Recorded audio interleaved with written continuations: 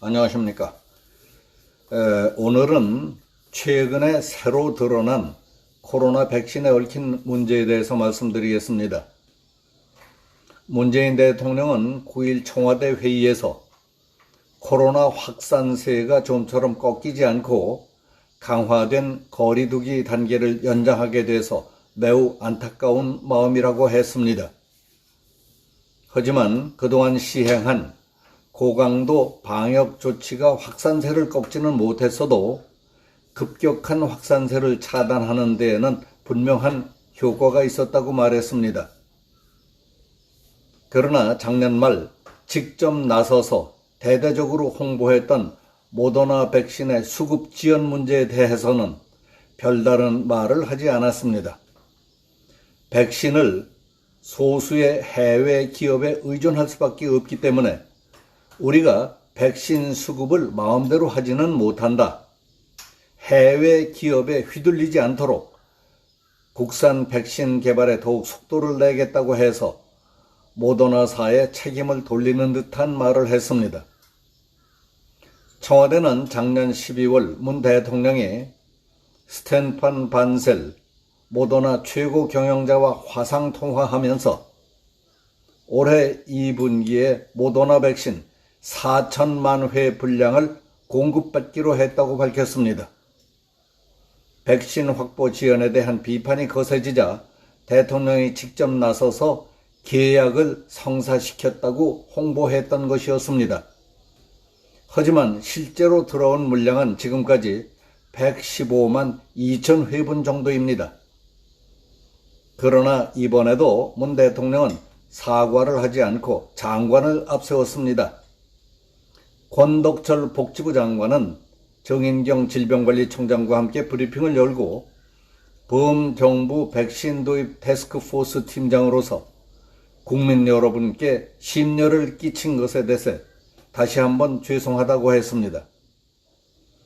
문 대통령은 최근 거리두기 격상에 대해 송구하다고 한 적은 있었습니다. 하지만 백신 공급 차질과 접종 시스템 오류 등에 대해 참모들을 질책했을 뿐 K방역 성과만 강조했습니다. 그러나 정부가 모더나와 백신 공급 계약을 맺으면서 분기별로 얼마나 많은 물량을 들여올지조차 구체적으로 약정하지 않았던 기막힌 사실이 뒤늦게 드러났습니다. 그동안 정부는 백신 공급에 대한 구체적 계약 내용은 계약사와의 비밀 유지 협약이기 때문에 말할 수 없다고 했지만은 미국과 유럽연합은 월별 공급량까지 계약서에 넣었다는 사실이 확인된 겁니다. 우리가 한 계약에 따르면 가령 모더나사가 3분기 국내에 공급하려고 했던 물량을 모두 4분기에 한꺼번에 준다고 해도 계약 위반이라고 할 수 없게 되어 있습니다. 월별 공급량이 약정되어 있지 않았기 때문입니다. 이 사태와 관련해서 국민의힘 대선주자인 윤희숙 의원은 18일 페이스북에 모더나의 호객님 청와대 호구 계약해놓고 경로쇼로 국민 우롱이라는 제목의 글을 올려 모더나 관련 대국민 사기극이 드러났다고 했습니다. 그 주요 내용을 간추려 보겠습니다. 정부는 모더나와 백신 공급 계약을 맺으면서 분기별 공급 물량을 구체적으로 약정하지 않았다고 합니다. 작년 말 이런 호구 계약을 하면서 대통령은 모더나 CEO와 화상통화 장면이나 공개하고 폼 잡으셨습니까? 언론이 구체적 계약 내용을 묻자 정부는 제약사와 비밀유지 협약으로 말할 수 없다고 했습니다. 그러나 미국과 유럽연합이 밝힌 공급 계약서에는 시기별, 월별 공급량까지 있다고 합니다. 도대체 정부가 지키고 싶었던 비밀은 무엇입니까? 그 엉성한 계약서의 실체가 아니었습니까? 지난 9일 보건복지부 장관과 중앙방역대책본부장은 백신 물량 확보가 저조한 이유가 모더나의 생산 차질에 있다고 했습니다.